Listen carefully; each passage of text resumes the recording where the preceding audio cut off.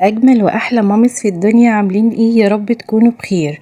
النهارده في الفيديو بتاعنا عامله لكم ريفيو بسيط عن مكان جميل، مكان عائلي تقضوا فيه يوم ترفيهي وتبسطوا اولادكم وانتوا كمان هتحبوه قوي. والمفاجاه ان التيكت بتاعه او تذكره الدخول ب5 جنيه بس، يعني حاجه كده رمزيه.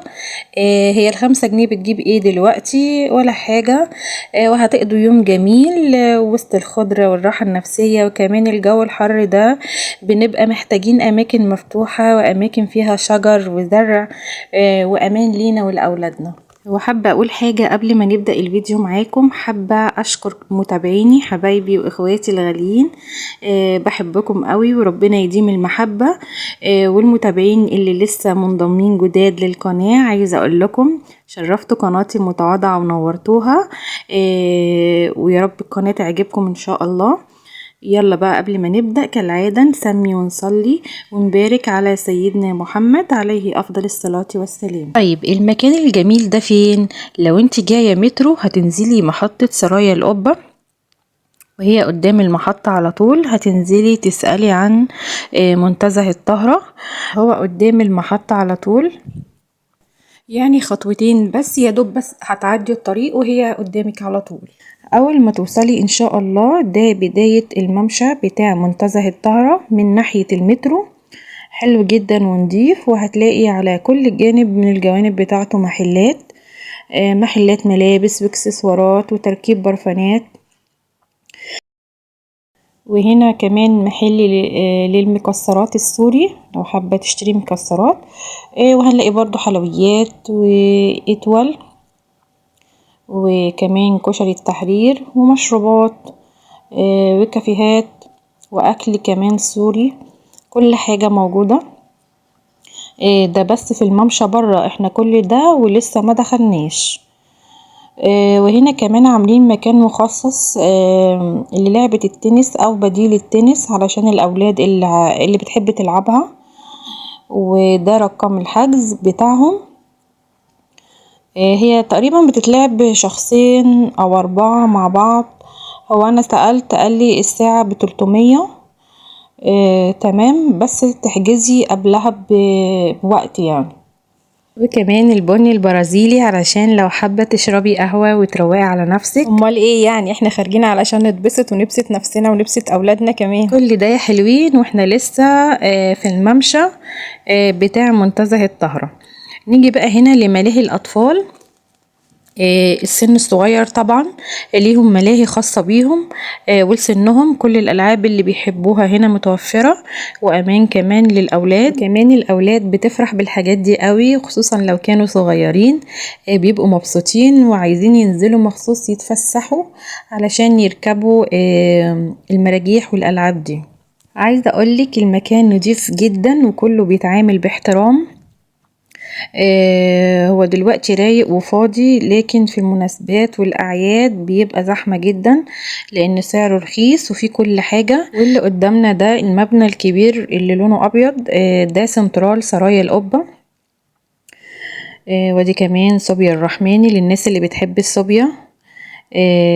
دي حاجة كده زي الباكيات أو أفرع من المحلات الكبيرة الأساسية، بتأجر الأماكن دي وبتعرض منتجاتها. هنا بقى على ايدينا اليمين مدينة الملاهي، وطبعا دي خاصة بالكبار والألعاب الصعبة اللي بيحبوها الشباب. بتشحني كارت تقريبا ب100 أو 200 جنيه وتدخلي تختاري اللعبة وتلعبي بقيمة الفلوس اللي شحنتيها. والولاد بيخشوها طبعا وبيتبسطوا سواء معاكم أو مع أصحابهم، وبيقضوا يوم جميل. وهنا بصي هتلاقي كل حاجة من مشروبات واكل وحلويات وكل اللي انت محتاجاه للخروجة موجود.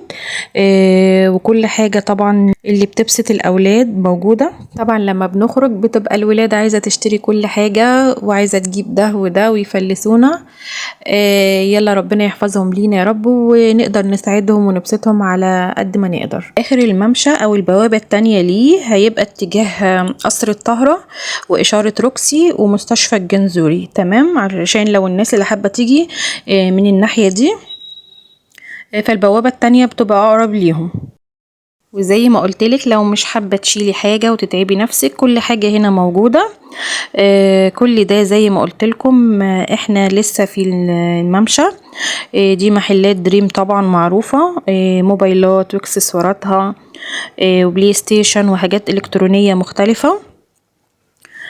كل حاجة موجودة جوه، وبيعملوا عروض حلوة جدا. وهنا قدام البوابة على طول هتلاقي ركن لللبس التنكري، لو حابة تاخدي صورة تذكارية ليكي او للولاد.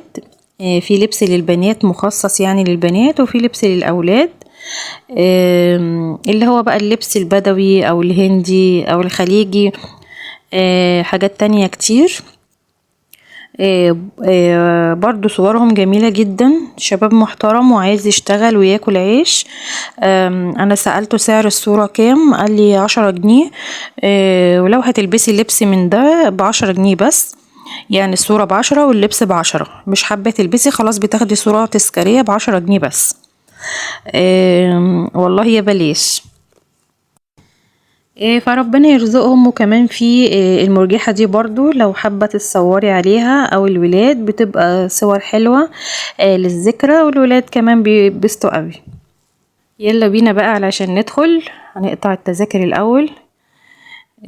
دلوقتي زي ما انتي شايفة الامن واقف، يعني امان ليكي ولاولادك. وهنا طبعا كان مبسوط علشان الصور. بقوله اصورك عادي، قال لي تمام مفيش مشكلة.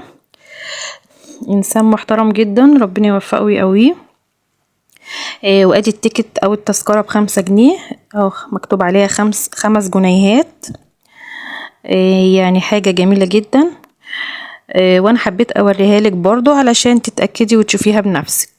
هندخل بقى، وزي ما انت شايفة ما شاء الله المكان حلو وواسع وكله خضرة وراحة نفسية وامان ونظافة على طول. على طول هنا تلاقي عمال النظافة جوه، ما بيخلوش حاجة على الارض النهائي. بصوا حلوة جدا. انا عايزة افرجكم عليها حتة حتة، مش عايزة اجري بالفيديو، فكملوا معايا. هنا الشمس كانت في وشي على طول وكنت بجري. بصوا عائلات قاعدة، المكان حلو ونضيف. احنا طبعا اول الفيديو لما كنا لسه في الممشى، كان في محلات اكل ومشروبات وكافيهات زي ما وريتها لكم دي. واللي داخل الحديقة او المنتزه حاجة تانية. في برضو هنا داخل الحديقة مطاعم وكافيهات، علشان لو حابين تاكلوا او تشربوا او محتاجين عصاير او مية. ده جواها هي نفسها بقى، مش بره في الممشى. وطبعا ده بازوكا غني عن التعريف. ودي بقى ملاهي الاطفال الصغيرين اللي صورتها لكم من بره قبل ما ندخل. هوريها لكم حتة حتة، خليكم معايا. اهم حاجة حطيت اللايك يا ست الكل، يا ريت ما تنسيش. شايفين الجمال؟ وهي واسعة جدا على فكرة. وعايزة اقولك في المناسبات والاعياد وشهر رمضان بتبقى جميلة جدا. بيعملوا فيها ديكورات رمضانية حلوة قوي. والاعياد بيبقى فيها احتفالات وحاجات زي الكرنفال وشو وعرايس للاطفال. وده طبعا ستاربكس وعز المنوفي وفي بسطويسي. معلش سامحوني، هنا الصورة كانت مهزوزة علشان كنت ماشية بسرعة علشان اصورها لكم كلها. وعلى فكرة دي بوابة تانية، يعني هي بوابتين. دي بقى للناس اللي جاية من منطقة الزيتون والاماكن القريبة منها. تمام. دي برضو عليها امن، ما بيخلوش الاطفال تخرج تماما، يعني هتبقي قاعدة وانتي مطمنة تماما عليكي وعلى اولادك. وزي ما انتي شايفة عائلات قاعدة باحترامها. وده فرع سيركل وموجود فيها كمان حمامات، عايزة اقولك نضيفة جدا. هنا بقى قعدنا وقضينا وقت جميل. وعايزة اقولك كمان انتي لو حابة تاخدي معاكي اكل للاولاد او مشروبات او تسالي، مسموح بيها عادي انك تدخلي بيها. حابة تشتري من هناك زي ما انت عايزة. كل حاجة موجودة ومتوفرة، بس اللي مش مسموح بيه علشان تبقي عارفة دخول الكور. يعني الأطفال بتبقى حابة الحدائق والأماكن الواسعة دي علشان تلعب كرة براحتها، ولكن للأسف ممنوع دخولها علشان طبعا المطاعم والكافيهات اللي جواها الواجهة بتاعتها كلها ازاز. وكمان في بعض من الناس بتشتكي ان ممكن الكرة تيجي فيهم او تضايقهم، هم مانعين دخول الكرة، وطبعا ده مزعل الاولاد. وانا شفت بعناية ان لو حد خدها معاه وهو داخل بتتاخد منه على البوابة وبيديها له تاني وهو خارج.